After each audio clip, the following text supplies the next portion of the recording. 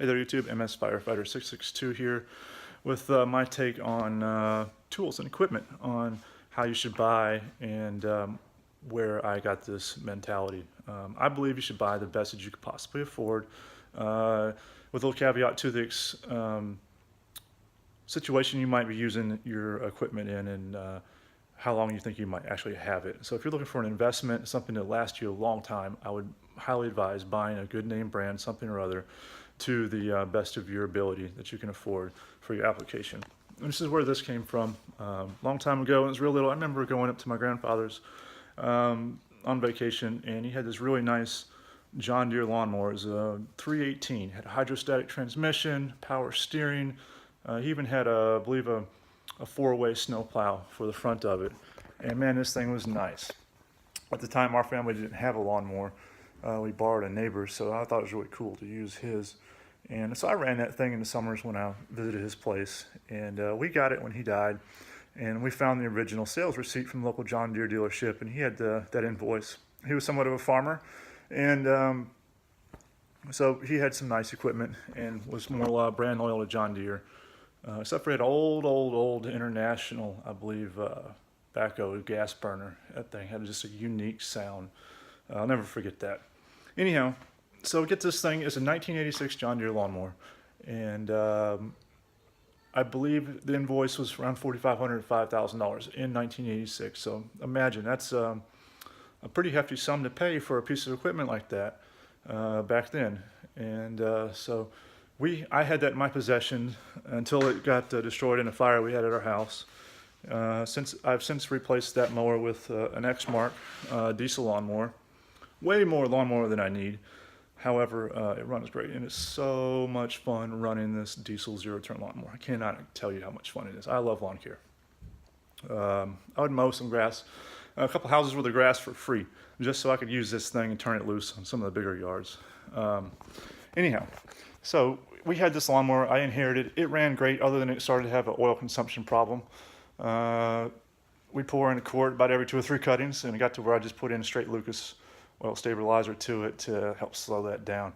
Those of you who don't know about Lucas, I recommend a lot of their products from oil injector cleaners. I'm not sponsored by them. I'm just a dude that likes it. I got oil stabilizer in the Can-Am Commander.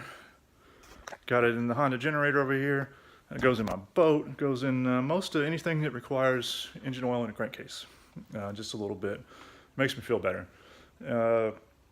So this lawnmower, really old in comparison to some of the others I've seen. I know people that would buy a Craftsman or a Murray or a Poulin or something like that, and might get a handful of seasons out of it, maybe 5 or 6 years, especially if they didn't take care of it that well.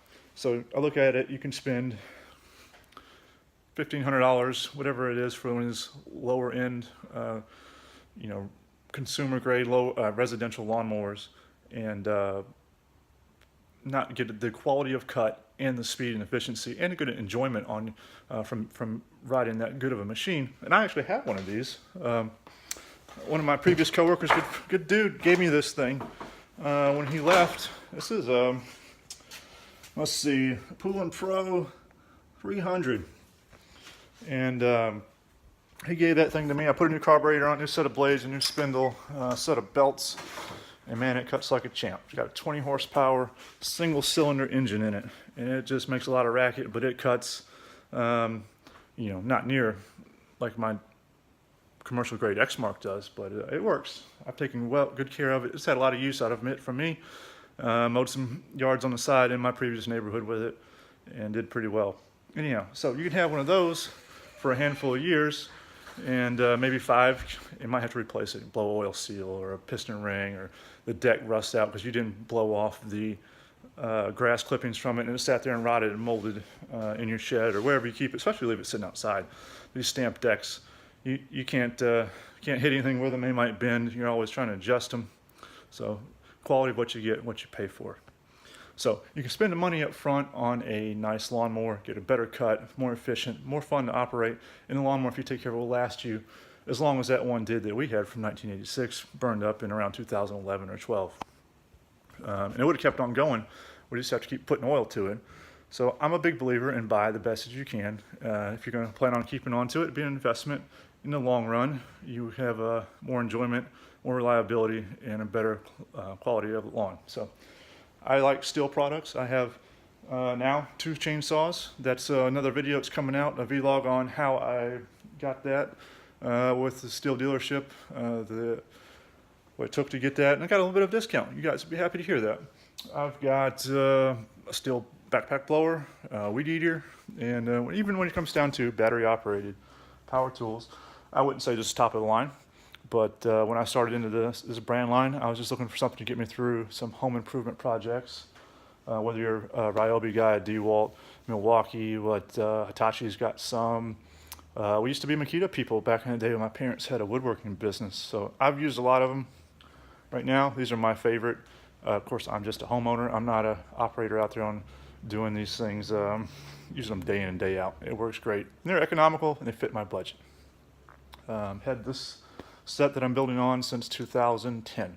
So coming up on 8 years of use of those. Whatever your brand is on that. Oh, little known fact, these battery packs. So here's like a 1.3 amp hour, 18 volt. These are all 18 volt, by the way. This is a 2 amp. This is a 4 amp. From what I understand, almost every drill manufacturer's battery packs are proprietary to their drill, but inside of them are all the Samsung 18650 batteries, different versions of it, different capacities, whether you got a, say, I think you're 5 in series, and then you can parallel those for higher amperage. So internally, they're all about the same.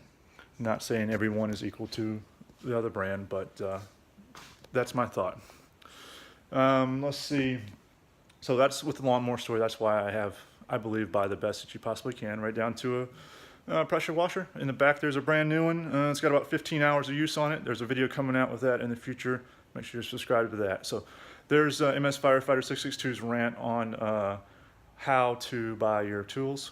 Leave a comment in the comment section down below on what you think. And what brands you like for lawn equipment. Stihl, Husqvarna, Weed Eater, Echo, which honestly those guys been on the market here pretty heavy. I don't know much about them. I'm gonna start looking into those guys and figure out more. What's your brand of electric power tools?